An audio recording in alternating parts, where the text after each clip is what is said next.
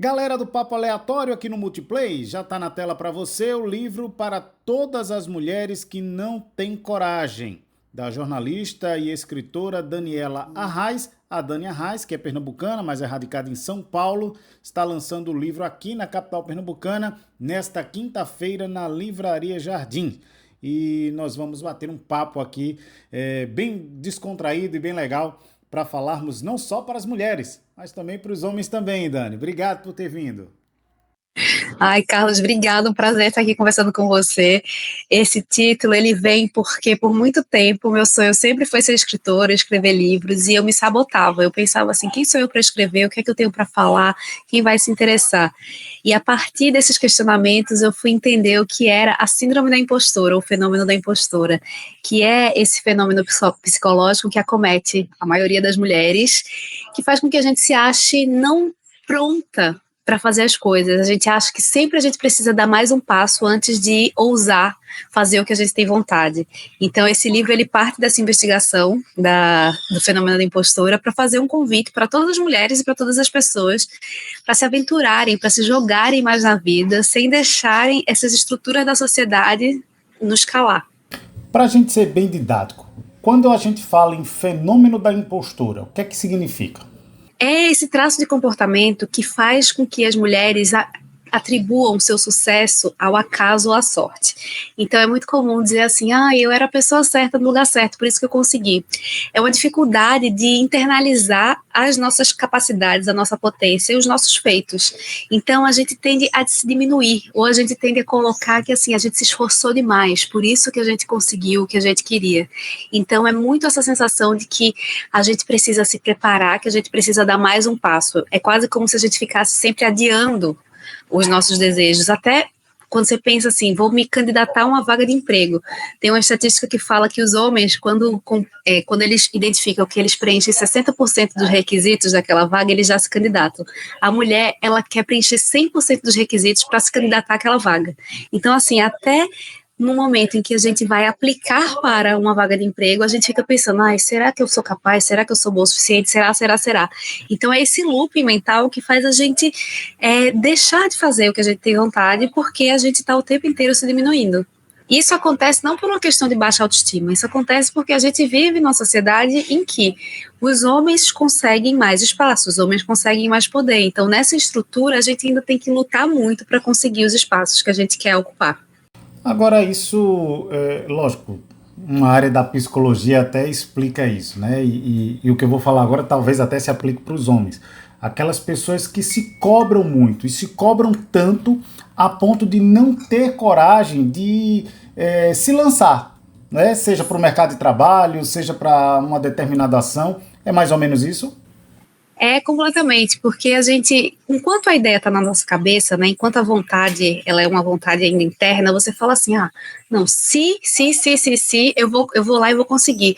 Então, assim, muitas vezes você fala, eu não vou nem tentar, porque eu não quero lidar com a frustração de não conseguir.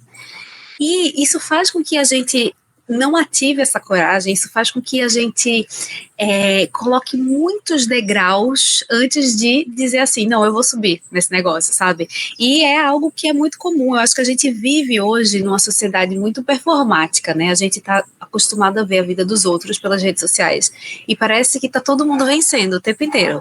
Todo mundo consegue fazer não sei quantos dígitos ao lançar um curso online. A pessoa vai e viaja para um destino paradisíaco. A gente está acostumado a ver as vidas editadas das pessoas e a gente não vê as dificuldades, a gente não vê os fracassos, a gente só vê o que dá certo. E é natural, né? A gente usa do poder da edição para aquilo ali, mas isso faz com que a gente acabe se comparando demais o nosso palco com os nossos. Isso faz com que a gente compare os nossos bastidores com os palcos das pessoas. A gente não sabe as batalhas que cada um está enfrentando, mas a gente só vê um recorte ali de que está dando tudo certo. Então, se você já tem essa dificuldade de se aventurar na vida, de se colocar, você fica assim, caramba, parece que só sou eu porque não consigo, tá todo mundo arrasando e eu não. Então a gente muito facilmente cai nessa dificuldade de se autorizar a conquistar o que quer que seja. Ô Dani, por que acontece muito isso com as pessoas, hein? Olhar a grama do vizinho e achar que é sempre a grama de lá é melhor do que a nossa. E aí você tocou num ponto que eu acho que mexe com a sociedade no planeta inteiro, essa dependência ou essa comparação que se vê nas redes sociais, principalmente de achar que aquela pessoa que você segue está sempre de bem com a vida, não tem problemas, não tem problemas pessoais. Por que isso acontece? Tem uma questão, eu adoro aquela frase que fala assim, não é que a grama do vizinho é mais verde, ela foi photoshopada, tá ali cheia de filtro. É, é inevitável a gente fazer isso, porque se a gente antes da internet, das redes sociais, a gente estava acostumado a ter um círculo de amigos, sei lá, de 10, de 20 pessoas. Hoje, facilmente, a gente segue 1.000 pessoas nas redes sociais. Quantas dessas são os nossos amigos? Uma parcela mínima. Mas a gente cria essa ilusão de proximidade, porque a gente está ali vendo o dia a dia, né, das pessoas, a gente está muito próximo. E tem uma questão que, assim, o nosso cérebro não foi feito para processar a quantidade de informação a que a gente é exposto hoje. Então, eu acho que a gente ainda está num caminho de conseguir entender que não é porque eu acompanho, que eu sigo, que tem uma proximidade, que eu sou amiga e tudo mais, mas quando a gente fica vendo ali em excesso, você acaba se comparando, você acaba puxando para sua vida. Então, assim, na Contente a gente defende muito que a gente precisa usar a internet como uma bússola para as nossas emoções. A gente precisa entender que quando a gente acessa, a gente não sabe o que a gente vai encontrar. Então, às vezes, você vai ficar feliz de ver uma postagem de um amigo seu. Às vezes, você vai sentir inveja de uma pessoa que você mal conhece, mas que está conseguindo galgar espaços que você talvez gostaria de alcançar. Então, a gente tem que usar as redes entendendo qual é o mecanismo das redes para fazer com que a gente se sinta assim. Porque o modelo de negócio das redes hoje é a nossa atenção. Então, quanto mais tempo a gente fica ali, mais tempo, mais dados a gente está dando para as redes e mais a gente está dando de nós mesmos. Então, a gente precisa conseguir parar, respirar no saquinho e pensar, ó, essa é a minha trajetória, esse é o meu caminho, eu não posso me comparar a um monte de estranhos na internet, isso só vai acabar com o meu psicológico. E a ideia inicial do livro, como é que surgiu? Lógico que ele tem um objetivo, tem uma mensagem a passar, mas às vezes a autora bota um pouquinho ali da sua vida, né? De um sentimento que você teve, algo seu. Partiu daí ou partiu de exemplos que você vê no cotidiano? Partiu muito de uma experiência pessoal, porque eu recebi o convite para escrever esse livro e eu falava, meu Deus, é meu maior sonho escrever um livro, mas eu ficava nessa dúvida, nesse questionamento. E aí eu fui entendendo essa costura da impostora, o quanto esse fenômeno me atingia e o quanto ele atingia várias mulheres ao meu redor.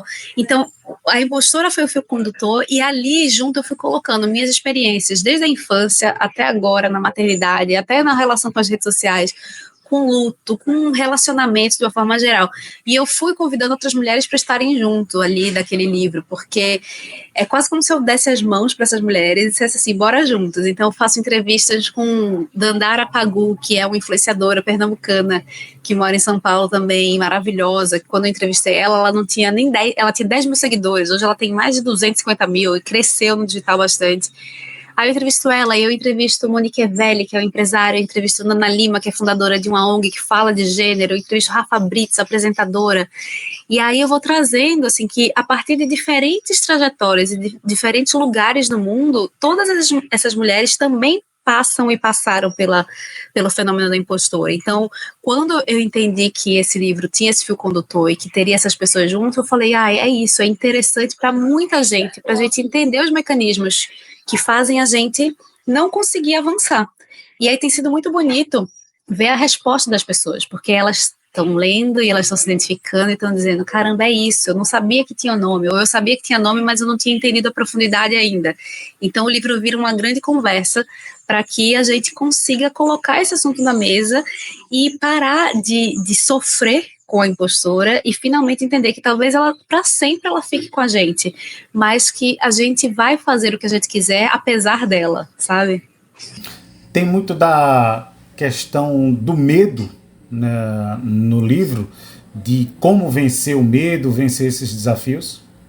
Tem, porque no fim, as experiências humanas, por mais que a gente venha de lugares diferentes, que a gente esteja em pontos diferentes da vida, a gente passa pelas situações que são muito parecidas, né? Muitas pessoas vão passar pela maternidade ou pela paternidade, ou vão escolher não ter filhos, então isso vai ser um assunto. Muitas pessoas vão se deparar com tentativas de mudança de carreira, de alçar novos voos na carreira. Então, assim, o tempo inteiro a vida está nos convidando para esses saltos de coragem. E o que é que a gente precisa fazer para dizer sim para esses saltos, para ir com medo mesmo? Porque talvez o medo ele seja essa proteção, né, que o nosso corpo nos coloca para que a gente tenha cuidado com o que a gente quer fazer. Mas ao mesmo tempo, quando a gente ultrapassa esse medo, a gente vê que o que vem depois é muito mais gostoso, é muito mais preenche a gente de uma outra forma. Então é esse convite o tempo inteiro para a gente olhar desde a nossa relação com a saúde, com o corpo, e dizer assim, ó, eu vou parar de olhar para esse corpo como um corpo que eu quero modificar o tempo inteiro. A gente está vivendo isso também, né? Na internet todo mundo tem os corpos X e faz os procedimentos Y e tudo mais, então existe essa busca pela perfeição o tempo inteiro. Então, como é que a gente olha para o nosso corpo como essa primeira e última morada, como esse lugar de onde a gente cuida? Como é que a gente dá esse salto de coragem para ter uma relação positiva, sabe? Então, eu vou costurando vários temas a partir desse chamado de a gente precisa olhar para tudo com mais coragem. Ô Dani, essa questão de estética, né, corporal, ela também ela é influenciada pelas redes sociais, é aquela coisa que a gente estava falando agora há pouco. A mulher vê outra mulher, ou um homem também, a gente está muito falando por conta do livro das mulheres, mas também serve para o homem, de ver ali aquela pessoa, aquela foto photoshopada, como você falou, e vem aquela coisa de, eu preciso ser assim também. Com certeza, a gente está vivendo essa era da dismorfia, né? A gente acha que o nosso rosto tem que ser parecido com o rosto que a gente tem quando a gente usa um filtro. É aquele rosto sem poros, né? Um rosto que não tem nenhuma marca. Então a gente está vendo meninas de 10 e 11 anos querendo festa de aniversário com a temática de uma loja de maquiagem.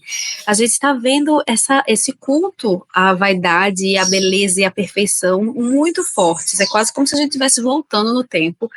E, de novo, na internet existe filtro, na internet existe edição, na internet existe um monte de gente que vive de falar desses seus corpos para as outras pessoas. Então não tem jeito cujo trabalho é trabalhar o corpo, e aquele corpo não vai ser o corpo de uma mulher que faz jornada tripla, que tem que cuidar do filho, que vai pegar um ônibus e vai passar 3 horas para chegar no trabalho. Então, assim, de novo, a gente vai ver só um pedaço da história. E a gente vai comparar esse pedaço da história com a nossa vida, com a nossa realidade. Então é uma armadilha muito forte. Por isso que essa conversa ela tem que ser uma conversa sobre a gente fazer as pazes com nós mesmas, a gente fazer as pazes com as condições que a gente tem agora e a gente ter um olhar mais acolhedor para a nossa trajetória, para quem a gente é, para onde a gente chegou, em vez de se comparar com esses supostos ídolos e ídolas de uma internet que teria que ser muito mais transparente para ser real. Ô Dani, quanto tempo você levou para produzir o livro, fazer essas entrevistas, ouvir essas mulheres?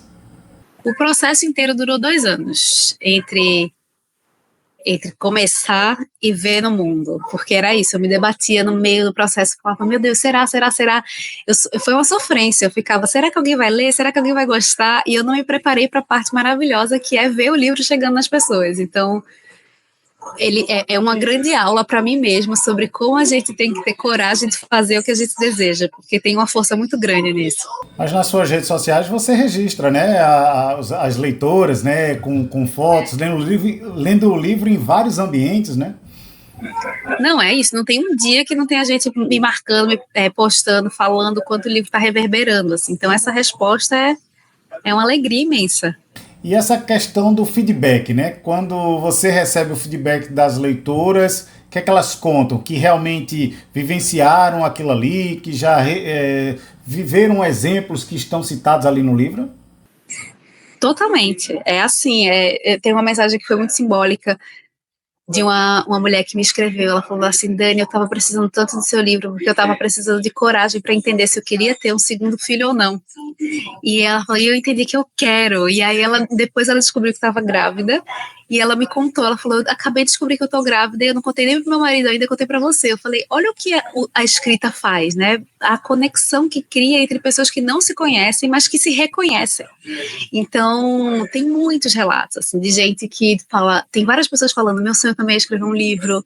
Então, tem esse desejo, assim, sabe, de se olhar mais, de se cuidar mais e de se colocar quase como uma rede. Eu tenho brincado que parece um clube das corajosas que a gente está fazendo, sabe? Cada evento que a gente faz, que eu tenho a oportunidade de estar com as pessoas, né, no mundo físico, vira uma catarse, assim, um lugar muito bonito de troca, aí eu sempre convido as pessoas para escreverem alguma coisa, e elas escrevem, se colocam ali. Teve um relato recente no lançamento de BH, uma das pessoas escreveu assim: olha, eu amo a minha filha, mas eu não gosto da maternidade. E ela escreveu aquilo ali no meio de um lançamento cheio de gente desconhecida e com a coragem, sabe, de se colocar. Então eu acho que esse livro é esse chamado para a gente se colocar no mundo, seja da forma que for. Então, a gente pode dizer que no livro tem experiências pessoais, experiências de relacionamentos amorosos ou não, familiares, experiências de vida, seja da maternidade, seja para aquelas mulheres que não têm filhos. É um compilado de sentimentos que você está trazendo para o livro? Com certeza, é muito isso. Tem um pouco de tudo. E sempre com esse viés, a gente parar um pouco, olhar para a gente, escrever sobre o que nos atravessa e sair dali melhor do que a gente entrou. Tem várias pessoas que falam assim: esse livro não é um livro para ler de uma sentada só, ele é um livro para você lê um pouco e você para e você escreve. Tem várias pessoas que falam assim: parece que eu estou conversando com a minha melhor amiga. Sabe aquele momento que você está sentada no sofá conversando com sua amiga de coisas profundas? E eu acho isso muito bonito, assim, porque nesses tempos também que pouca gente para e pega um livro, esse livro tem sido uma companhia. Né? É muito mais fácil a gente se distrair nas redes sociais e ficar ali scrollando, vendo o feed o tempo inteiro, mas a gente parar e ler, eu acho que movimenta muita coisa na gente. Ô Dani, então, pelos relatos e o feedback que você está recebendo, já dá para preparar até um segundo livro aí, né? Eu acho que dá, viu? Eu já estou começando um outro, já estou começando um segundo. Na mesma vibe? Ainda não, mas em breve, esse tem uma outra pegada, mas eu acho que a partir desse primeiro também vai surgir mais coisa. Fala um pouquinho então dessa sua experiência pessoal. Você sempre quis escrever um livro, como você disse, e aí como é que surgiu? Eu quero escrever o livro e eu vou ter a coragem para começar a escrever esse livro. Olha, eu sempre falo que a obrigação, ela ajuda demais. Você ter um prazo, você ter um interlocutor que está ali te chamando para fazer, ajuda. Então, no processo de escrever, eu faço muitas coisas, né? Eu sou jornalista, eu sou empresária, então eu já tenho uma vida muito movimentada. Então eu ia cavando espaço no dia a dia para conseguir escrever esse livro. Então tinha época que eu falava: eu vou escrever uma página por dia, seja do que for, mas esse livro vai sair. Eu cheguei aí 1 ou 2 vezes para um retiro de escrita de uma escritora maravilhosa chamada Índigo. Passei 2, 3 dias lá e foi ótimo para dar uma aterrada, assim, para escrever com mais tempo. Mas o que me ajudou muito foi isso, foi ter um prazo e dizer assim: esse negócio tem que sair, porque senão ele vai ficar na gaveta, vai ficar assim esperando o momento ideal, vai esperar que eu diga assim: ai, tá perfeito. E eu acho que a gente nunca diz tá perfeito, né? Eu acho que a gente sempre acha que pode melhorar. Então, uma hora foi assim, essa tentativa de bora deixar pro mundo, porque agora a minha parte eu fiz, agora é uma outra parte que precisa acontecer. Essa cobrança que você traz de ter uma bela página, de ter um produto final de excelente qualidade, isso faz com que você, eita, escrevi, voltei, não gostei, e aí isso demora um pouquinho mais no processo. Eu estou falando isso, Dani, porque comigo acontece a mesma coisa. A cobrança pessoal, principalmente no campo profissional, me faz ter uma certa lentidão para startar as coisas, os projetos. Esse canal aqui, por exemplo, eu passei meses para poder colocar em prática, e aí até uma psicóloga dizia a mim o seguinte: mas você não faz com tanto zelo um projeto para um empresário? Por que você não pode fazer com tanto zelo esse mesmo projeto para você? E aí, através até do encorajamento dessa psicóloga, foi que me levou também a ajudar a criar esse canal. É mais ou menos assim? A gente vai esperando essas condições ideais e essas condições elas não chegam. Mas eu acho que a gente aprende muito mais quando a gente faz. Porque a partir do momento que a gente faz, a gente recebe resposta das pessoas. A gente vê que aquilo ali que fazia sentido pra gente faz sentido para outras pessoas. Então é muito mais gostoso, né? Não? Você não acha muito mais legal ter esse momento de fazer do que a ruminação mental do será, será, será? E ter um pouquinho de paciência para ver o resultado chegar, sem se preocupar ou sem ter medo da cobrança de quem está recebendo, né? Exato, até porque esse lugar do resultado também é outra ilusão que a internet traz pra gente, que você fez uma coisa e vai bombar. Não, precisa de consistência, precisa de compromisso, precisa de constância mesmo, de você ver o negócio florescer. Essas histórias do dia para a noite são histórias únicas, assim, né? Tem uma pessoa que consegue e tudo mais, o resto do mundo está indo aos pouquinhos, assim. Com o livro eu tenho percebido muito isso. O livro ele é uma construção de longo prazo. Uma pessoa vai ler, outra vai ler, nananana, tipo, não dá para, lançou o livro, agora todo mundo leu. Não é assim. Então é muito bonito ver que o tempo pode ser diferente, sabe? Você também é jornalista. Chegou a trabalhar em veículo ou realmente utilizou do universo do jornalismo para escrever o livro? É o seu primeiro livro, né? Eu trabalhei bastante, eu sou aqui de Recife, né? Eu comecei estagiando na Folha de Pernambuco, depois eu estagiei no Jornal do Comércio, e aí eu passei no trainee da Folha de São Paulo, assim que eu me formei. E aí eu fui para lá, aí o trainee durava 3 meses, mas aí eu fiquei, já estou há 18 anos, então esse começo da minha carreira foi muito na Folha de São Paulo. Eu fiquei no caderno de cotidiano de cidades, depois eu fiquei bastante tempo de tecnologia, fazendo muita pauta sobre comportamento também. Antes eu fiquei na Folhinha, que era de criança, dei uma circulada, e foi lá muito minha escola, assim, foi onde eu passei mais tempo. Aí depois eu saí, voltei, aí eu ficava fazendo freela, mas logo em 2010, eu tive esse encontro com a Luísa Vol, minha sócia, a gente criou a Contente. Então a empresa já vai fazer 15 anos, então o meu jornalismo foi muito para a empresa, sabe, para esse conteúdo que a gente faz. Mas ser jornalista é algo que está na minha base, na minha essência. Ontem foi dia de jornalista, né? Parabéns para nós. Mas é isso, tá na base do que eu faço. Eu acho que é isso. No livro eu trago, eu vou trazer pesquisa, eu vou trazer dados, eu vou trazer entrevista, porque não tem como escapar dessa persona. Ô Dani, para quem está vendo na internet e aí fica ao tempo todo on demand, né? Já passou, mas você está em Pernambuco, veio lançar o livro aqui, vamos dar o serviço do lançamento, né? Porque vem aí o lançamento do livro aqui em Recife, né? O lançamento vai acontecer nesta quinta-feira, dia 10 de abril, na Livraria do Jardim, que fica na Boa Vista, numa conversa mediada pela escritora Clarice Freire e pela empresária e professora Fernanda Pessoa. Então, estou muito animada, porque eu acho que vai ser uma dessas conversas, sabe, que vão ser muito profundas e bonitas, assim, então eu estou muito feliz com esse convite da Livraria do Jardim para lançar aqui, e eu espero que seja uma noite linda. Então, se você estiver vendo antes, vá lá, bora conversar, bora dar um abraço, bora escrever juntas, vai ser muito bom. E você vai, né, Carlos? Já também para outras histórias, né? Para outros livros, né? Vou sim, vou dar uma passada lá. Aliás, vou até fazer uma confissão aqui. A Livraria Jardins é da Manuel Borba, né? Então ali é do grupo do Varejão do Estudante. Foi meu primeiro emprego de carteira assinada. Que legal! Foi como office boy lá do Varejão, então eu tenho um carinho enorme pelos funcionários lá, por toda a direção da casa, que muitos funcionários são antigos lá, gente que começa no cargo mais baixinho ali, mais humilde, vai subindo, fazendo escadinha na empresa. É bem legal lá, o pessoal, um grande abraço. Dani, volte mais vezes a Recife, a Pernambuco. Com certeza. Já estamos na expectativa aqui do segundo livro, que você já começou a rabiscar. Agora, você já lançou esse livro em quantas capitais já? Comecei em São Paulo, depois Rio, Salvador, Belo Horizonte. Eu ainda tive uma oportunidade de lançar em Lisboa e no Porto, Portugal, mas isso era uma viagem que a gente já tinha para fazer, e aí consegui fazer lá. Então, assim, tem sido maravilhoso ver como reverbera nas pessoas. Então, assim, todo lugar que eu tenho oportunidade de ir, eu já dou uma armada lá para fazer o lançamento, porque a melhor coisa para quem escreve é encontrar seus leitores, seja na internet, seja no mundo físico, mas assim, numa livraria, com tempo para a gente conversar, não tem nada igual.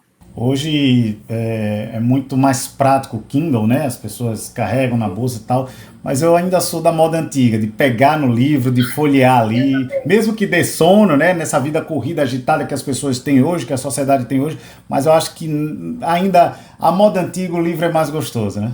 É outro tempo, eu acho que tira a gente da tela e faz a gente olhar para dentro, né? Então, é demais. Olha, Dani, foi um prazer bater esse papo com você. Boa sorte no lançamento e boa sorte nos novos projetos. Eu queria que você, para a gente finalizar aqui, deixasse uma mensagem, principalmente para aquelas pessoas que estão sendo tocadas pela nossa conversa, que possam se encorajar. A gente fala muito hoje, está muito na moda a expressão empoderamento feminino, né? E ele é importante, né? E é legal que dá a oportunidade das pessoas também conhecer esse universo e criar coragem também, como outras pessoas estão criando coragem, buscando na leitura, buscando na psicologia. Queria que você deixasse essa mensagem final para as leitoras, para os nossos internautas. Olha, eu quero agradecer demais essa entrevista, que coisa boa responder perguntas tão caprichadas, e eu quero deixar esse convite para vocês lerem o livro e principalmente para vocês fazerem da escrita a sua ferramenta de vida.